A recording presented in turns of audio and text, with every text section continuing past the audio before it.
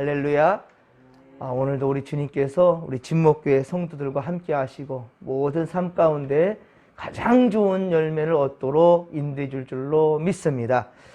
자, 오늘 주시는 말씀은 신명기 16장 13에서 22절까지 말씀으로, 자, 이스라엘의 3대 절기가 있는데 우리 앞서 6월절과 77절 보았고요. 오늘은 바로 초막절에 대한 규례와 더불어서 공의로운 재판에 대한 말씀입니다.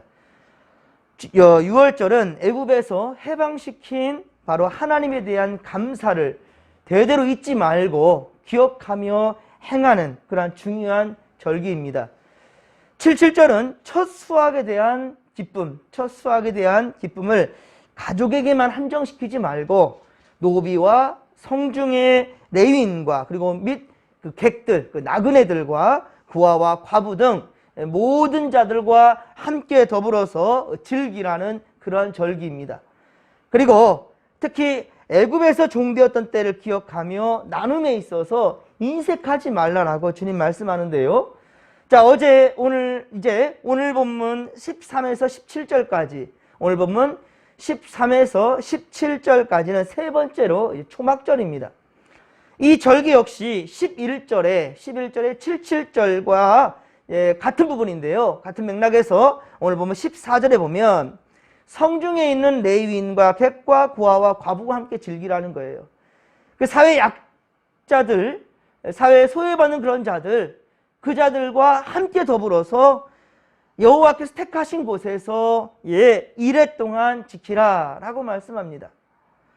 또한 이스라엘의 모든 남자는 1년에 3번, 곧 무교절, 77절, 초막절에, 자, 무교절은 6월절과 관련된 부분이니까요. 이 세 절기 동안에 하나님께서 택하신 곳에 여호와 하나님을 뵈러 와야 한다라고 말씀하면서 주께로 나올 때는 빈손으로 나오지 말라. 주께서 주 앞에 부르실 때, 주 앞에 나아갈 때는 빈손으로 나오지 말라. 16절 하반절, 그렇죠? 이 말씀합니다. 바벨론 포로 시대부터 그리고 예수님 시대까지 각 지역마다 회당이 세워져 있었어요. 회당이 초대교회 때부터 그리고 현대에 이르기까지 교회가 각 지역마다 세워지지 않았습니까? 각 나라와 각 지역마다 이렇게 교회가 세워졌듯이 예수님 시대 때는 회당이 있었고요. 하지만 예수님 시대 때에는 사실은 회당이 있다 할지라도 절기 때는 오직 예루살렘 중심으로 다 그렇게 모이게 되었지요. 가나안 정착 초기 때부터 이스라엘 국가가 이렇게 체제에 세워지는 그 전까지, 그 이후에도 어쨌든 우리 예루살렘 중앙 성소 중심이었던 것을 우리가 볼 수 있습니다. 자, 그래서 예수님 시대 때에도 사실은 각 성소에서 각 회당마다 하나님의 말씀을 듣고 그리고 함께 그 신앙 공동체로서 신앙을 지켜갔는데, 하지만 중요한 절기가 바로 6월절이었습니다. 그래서 예수님 시대 때에도요, 바로 복음서에 보면 6월절이 3번 이상 등장해요. 그래서 예수님이 바로 공생애가 3년이었더라. 3번 등장하거든요. 요한복음 중심으로 본다면. 그러니까 6월절이 3번 등장하니까 그 3번에 맞춰서 예수님께서 이 갈릴리 중심으로 사역을 하셨거든요. 북이스라엘 쪽에, 그 북쪽 쪽에. 그런데 우리 이 6월절을 맞이하면 예루살렘으로 내려왔단 말이에요. 그래서 예루살렘을 내려오는 그러한 이야기가 3번이 등장하면서 아하, 예수님의 공생애가 3년이었다라고 그렇게 성경은 정리하고 있는 겁니다. 자, 그리고 주께로 나올 때는 빈손으로 나오지 말라라는 말은 인간사에서 가장 최고의 가치로 두는 것이 무엇입니까? 물질이죠. 물질입니다. 그러니까 이 하나님께 이 물질, 이 돈을 바침으로 바로 정성을 보이라는 거예요. 어제 우리 사무엘서 우리 강해를 통해서 우리가 보았었지만, 우리 다윗이 인간적인 판단과 그리고 그 범죄함으로 일단 그 법궤가 예루살렘으로 향했던 것이 멈춰지게 되었지 않습니까? 근데 오베데돔의 집이 복받는 것을 보고 다시금 예루살렘으로 가져오게 될 때 어떻게 합니까? 이번에는 그냥 수르 패스하듯이 슉 오는 것이 아니라 좋은 마차 그 수레를 준비한 게 아니라 하나의 명령대로 법궤를 어떻게 했어요? 메었지요. 법궤를 메고 진행을 하는데 어떻게 합니까?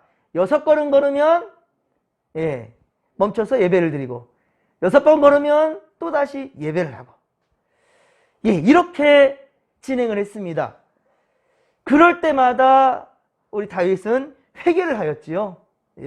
그 순간순간 때마다 인간의 혈기로 했던 것에 대해서 분명히 하나님께 회개를 하며 나아간 그런 모습이었어요.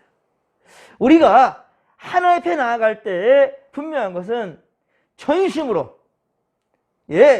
영과 진리로 예배할 줄 아는 그런 자들이 되어야 된다는 거예요. 그러기 위해서는요, 우리가 인간에서 세상의 가장 최고의 가치로 여기는 어때요? 돈, 그렇죠? 물질이죠. 이것을 하나님께 드리는 정성을 보이라는 겁니다. 그리고 당시 고대 팔레스타인 지역, 이 고대는 왕 앞에 나아갈 때는 빈손으로 나갈 수가 없었어요. 왕 앞에 나아갈 때는 반드시 예물을 준비해야만 왕을 아련할 수가 있었습니다. 하물며 창조주 하나님 앞에 나오는데 예물을 준비하는 것은 당연한 일이다라는 것입니다. 그래서 주일 성수를 하는데 최소한 주일 헌금, 주정 헌금, 그래서 예전부터 이 주정 헌금이라는 것이 생기게 된 것입니다. 참 어째 우리 이 한국교회는 대단하다니까요.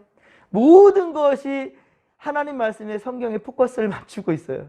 그래서 주일마다 성전에 향할 때 주정 헌금이라는 게 생겼고요. 이것을 가르치기 위해서 여러분 다 기억하실 겁니다. 교회학교, 어린이학교, 교회학교 있잖아요. 교회학교 교육을 하는데 제일 먼저 가르치는 것이 바로 주정 헌금이에요. 물론 11조도 가르치겠지만 주정 헌금을 가르치죠. 그래서 무엇보다 헌금이란 이렇게 하나님 앞에 나아갈 때 빈손으로 가면 안 된다라는 것을 가르치기 위해서 저 또한 역시 우리 아이들에게 물론 이제 주일마다 아이들이 가진 것이 아니잖아요. 부모된 저와 우리 아내가 아이들의 손에 헌금을 쥐어줍니다. 매 주일마다 하나님께 나아갈 때는 이렇게 드리는 거야 라고 하면서 헌금을 쥐어주게 되는데 이 교육을 통해서 모든 것이 바로 하나님이 주인이다. 모든 것의 주인이 하나님이심을 알게 하며 이제 나중에 자발적으로 헌금을 하게끔 그렇게 교육하는 거지요. 자, 헌금을 드릴 때 전제가 되는 것이 있습니다. 왜 우리 헌금을 드리는가? 그것은 그 물질은 내 것이 아니다라는 거죠. 내가 가지고 있지만 이것은 내 것이 아니다. 오늘 보면 17절에 보듯이 하나님 여호와께서 주신 뭐라고요? 하나님 주신 복이다. 내가 지금 갖고 있는 것은 하나님이 주신 복이다 라는 것을 전제에 까는 거예요. 그러니 그 주신 것에 감사하며 힘대로 드리라는 거죠. 힘대로 17절 하반절 보면 그렇죠? 그 복을 따라서 하나님 주신 그 복을 따라서 그 힘대로 드릴지니라 라고 말씀합니다. 이 힘대로라는 말은 뭐냐면 힘대로라고 말한 것은 뭐냐면 믿음대로 드리라는 거예요. 더 확실하게 얘기한다면 정직하게 드리라는 거예요. 정직하게.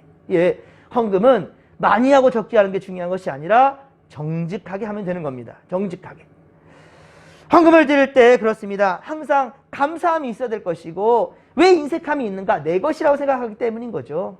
하나님의 것을 하나님께 드렸을 뿐이니다 라고 고백하는 우리 다윗과 같은 그런 고백이 우리 가운데 있기를 소망합니다. 자, 18에서 22절은 공의의 재판에 대한 말씀입니다. 자, 재판할 때는 공의로 하라는 거예요. 지도자는 공동체의 흥망성쇠에 큰 영향을 미칠 수 있는 그러한 위치에 있습니다. 그렇기 때문에 지도자가 영적으로나 도덕적으로 바르게 서 있는 것은 참으로 중요합니다. 이 주의 종이 올바른 행동과 판단을 하지 못하면 그 공동체 자체가 무너져 버리는 거예요. 그래서 하나님은 이스라엘의 지도자들이 바르게 행함으로 이스라엘을 거룩한 공동체로 세워가기를 원하셨습니다. 그래서 각 성마다 각 성마다 바로 지파들을 따라 재판장과 지도자를 세우셔서요. 그래서 백성들의 각종 문제에 대한 재판을 담당하게 하셨단 말입니다. 오늘 18절의 말씀이죠. 그렇습니다. 이렇게 중요한 위치에 있던 지도자와 바로 재판장들에게 가장 먼저 그럼 요구되는 것이 무엇이냐? 바로 공의라는 거예요. 공의. 공의로운 지도자는 무엇보다 자신들의 사사로운 탐욕에 따라 행동해서는 안 되는 사람들입니다. 만약 탐욕에 사로잡혀 불의한 결정과 판단을 하게 된다면 그로 인해서 억울한 사람이 생겨날 수 있겠지요. 지도자의 탐욕과 불의로 인해서 억울한 사람이 생긴다면 거룩해야 할 영적 공동체는 심각하게 오염되고 마는 겁니다. 그러므로 공의를 집행하고 실천하는 하나님의 백성들이 되기 원한다면 먼저 탐심, 이 탐욕, 이런 욕심들을 버려야 되는 거예요. 이 탐심 자체가 바로 우상숭배라고 그랬죠. 하나님이 싫어하시는 겁니다. 19절 말씀, 오늘 본문 19절 말씀을 같이 한번 읽겠습니다. 너는 재판을 굽게 하지 말며 사람을 외모로 보지 말며 또 뇌물을 받지 말라. 뇌물은 지혜자의 눈을 어둡게 하고 의인의 말을 굳게 하느니라. 아멘. 자, 그렇습니다. 뇌물이라는 것은 부정청탁을 위한 것으로서 공정한 재판을 방해하는 거죠. 공정하게 내려야 될 이 재판을 굳게 만들어 버리는 겁니다. 잠언서 17장 23절, 잠언서 17장 23절에도 보면 뇌물은 악인이 하는 것이라 라고 하였습니다. 악인이 하는 것이다. 이 뇌물이라는 것은 악한 사람들이 하는 것으로서 사람의 품에서 뇌물을 받고 재판을 굳게 하느니라 라고 말씀하고 있습니다. 그리고 전도서 7장 7절, 자, 잠언이나 전도서 전부 다 지혜자, 우리 솔로몬이 기록한 거죠. 그 지혜자가 말하는 거예요. 전도서 7장 7절 말씀합니다. 탐욕이 지혜자를 우매하게 하고 뇌물이 사람의 명철을 망하게 하느니라 라고 말씀하고 있습니다. 전도서 7장 7절, 탐욕이 지혜자를 우매하게 한다. 지혜로운 사람들도 바보스럽게 만들어버린다는 거예요. 또한 뇌물로 말미암아 사람의 명철을 망하게 만든다라고 말하고 있습니다. 그러므로 우리는 뇌물은 주지도 말고 받지도 말아야 됩니다. 우리나라에 이제 뭐 김영란법이 있어가지고 그렇잖아요. 오죽했으면 그럴까요? 얼마나 뇌물이 그렇게 쉽게 그렇게 이루어지는 나라였으면 참 부끄러운 일인 거죠. 그 대신에 여러분들, 주면서도 행복하고 받으면서도 기분 좋아지는 선물은 많이 하십시오. 이 선물이라는 건 대가 없이 주는 거죠. 그냥 좋아서 주는 거예요. 9을 주고도 하나 더 주고 싶은 것이 선물이에요. 하지만 뇌물은 의도가 있는 거죠. 대가를 바라는 게 바로 이 뇌물인 거고요. 이 바로 사랑으로 주는 것은 바로 선물입니다. 또한 한 걸음 더 나아가 우리는 이웃의 필요를 돌아볼 줄 알며 세상에 기부를 많이 하는 기부천사들, 절대로 이것은 법에 접촉되지 않습니다. 기부천사들이에요. 기부를 많이 하는 그런 정말 사랑이 가득한 세상이 바로 우리를 통해서 만들어지기를 주님은 바라시고 계신다는 겁니다.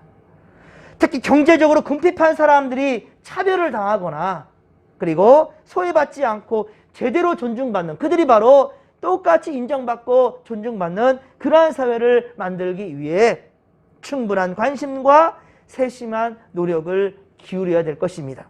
이렇게 공의를 실천하는 사람들을 통해 하나님의 나라는 더욱더 확장되어져 간다는 거예요. 이 땅에 굳건히 세워져 갈 것입니다. 바로 우리 진목교회를 통해서, 진목교회 신앙 공동체를 통하여, 바로 우리를 통하여서 이 세상이, 이 지역이 맑게 아버지 변화되기를 간절히 바라면서 기도하며 나아가십시다.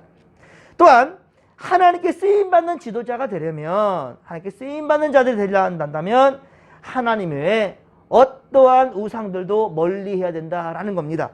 오늘 보면 21절에 보면 하나님은 제단 곁에 어떤 나무로든지 아세라상을 세우지 말고 자기를 위하여 주상도 세우지 말라라고 그렇게 경고하십니다. 이스라엘 백성의 우상 숭배는요, 하나님을 섬기는 그 동시에 그 제단 옆에는요 기가 막힙니다. 하나님을 섬기는 이 제단 앞에, 바로 옆에 아세라 신, 그러한 신들, 영적 호남주의를 택했던 그들이었어요. 바알과 아세라 신을 그렇게 세워놓고 1월 성신을 세워놓고 그리고 하나님을 믿는데요. 기가 막힌 거죠. 지금 우리로 말한다면 예수를 믿는다 하면서도 전보로 다니고 예수를 믿노라 하면서도 손 없는 나를 따지고, 예수를 믿는다 하면서도 그렇게 여러 가지 우상들에 대해서 두려워하거나 걱정하거나 근심하는 그런 자들이 있어요. 하나님을 섬긴다면서도 제사를 드리고, 이거 잘못된 거죠. 이것은 그런데요, 하나님의 진노를 일으키게 되었는데, 우리 열왕기하 18장에 보면 히스기야 종교개혁과, 그리고 열왕기하 23장, 그 다음 이어진 열왕기하 23장 요시야 종교개혁에 자세하게 기록되어 있는데 기가 막혀요. 놀라울 지경입니다. 개탄스럽습니다. 하나님을 믿는 그런 이스라엘 백성들이 한 짓이라고는 믿겨지지 않을 정도로 그렇게 우상들을 섬겼어요. 히스기야 때는요, 여러 산당들을 제거하는데, 왕하 18장, 열왕기하 18장입니다. 여러 산당들을 제했다는 말은 뭐냐면, 하나님 성전 예루살렘에 있는데 그 주변에 무당촌들이 그렇게 많은데 그냥 질비하게 있었다는 거예요. 그러한 산당들을 다 제거했고요. 주상을 깨뜨렸고요. 그리고 아세라 목상을 찍어냈고요. 민수기 21장에 기록되었던 이 불뱀으로 백성들이 고통을 받으니까 모세가 놋뱀을 세웠지 않습니까? 이 놋뱀을 그때까지도, 기가 막힌 거죠. 이때까지도 놋뱀에 분향을 하면서 그렇게 신처럼 떠받들었다는 거예요. 백성들이, 이스라엘 백성들이요. 그래서 이것도 깨부셔버립니다, 히스기야가. 그리고 또한 요시야 왕, 열왕기하 23장에 보면 요시야 왕은 역시 우상들을 그렇게 깨부시는데요, 기가 막힌 것은요, 바알과 아세라와 하늘의 1월 성실, 하늘의 해달별들, 이것들을 위해 만든 것들이 놀라운 겁니다. 성전 안에 있었어요. 성전 안에 바알과 아세라와 1월 성신의 그러한 우상들이 십자가 옆에, 지금 한다면 십자가 옆에 불상 세우는 거예요. 불상. 그것이 바로 성전 안에 있었으니 기가 막힐 노릇이죠. 이런 것들을 버젓이 용답하고 용인하며 이스라엘 백성 살았다는 거예요. 이것들을 전부 다 깨부셔버렸습니다. 자, 오늘 보면 21에서 22절의 말씀이 헛된 말이 아니라는 것이요. 그러니까 21, 22절 읽으면, 무슨 여호와를 위해 쌓은 제단 곁에 나무로든지 어때 아세라상 이런 신들, 주상들을 세워, 이거는 좀 왜 그렇지? 하나님 이런 말씀을 왜 하지? 모세를 통해서? 아니요, 정말로 그렇게 실현되고 있었다니까요. 놀라운 거죠. 그렇기 때문에 지도자들은 자신의 내면과 공동체 안에 이러한 은밀한 죄가 들어와 있는 것은 아닌지 면밀히 살펴봐야 된다는 겁니다. 여러분들 안에도 하나님 아닌 다른 것들이 버젓이 자리 잡고 있다면 속히 믿음으로, 말씀으로 정화시키고 씻겨낼 수 있게 되기를 주님 간절히 축원합니다. 오직 하나님만을 예배하며 의지하는 순전한 온전한 믿음으로 무장할 수 있도록 항상 말씀과 기도로 끼어있는 주의 성도들이 되기를 주님 간절히 축원합니다. 사랑하는 성도 여러분, 우리 한국교회가 건강하게 성장하고 발전할 수 있도록, 그리고 우리 진목교회가 더욱더 부흥할 수 있도록 오직 하나님 중심, 말씀 중심, 교회 중심, 예배 중심으로 예배가 삶이 되고 삶이가 예배가 될 수 있게 그렇게 만들어가는 믿음의 고속들이 다 될 수 있기를 올바른 분별력과 판단력 가지고 나아갈 수 있도록, 그리고 여기 있는 주의 종을 위해서도 기도해 주시기를 부탁드립니다. 하나님 앞에 고람되어 정직한 믿음으로 최선을 다해 정진합시다. 주여 삼창 부르며 기도하며 나갑니다. 주여, 주여, 주여. 살아계신 하나님 아버지, 고맙고 감사를 드립니다. 우리 아버지의 육적인 생각에 사로잡혀서 하나님께서 뜻하신 것을 바라보지 못하고 하나님 아버지여 참으로 헤매이는 아버지 영혼들이여 고람되어 하나님 앞에서 오직 말씀과 기도로 새롭게 되어지며 옳은 것을 분별할 수 있고 공의로 판단 내리며 우리 소외되는 자들 한 사람도 없도록 아버지 모두가 다 함께 아버지 안에서 하나님 아버지 서로 교통하며 믿음의 사랑의 교제를 나누며 오지어 살아갈 수 있도록 도와주시옵기를 원합니다.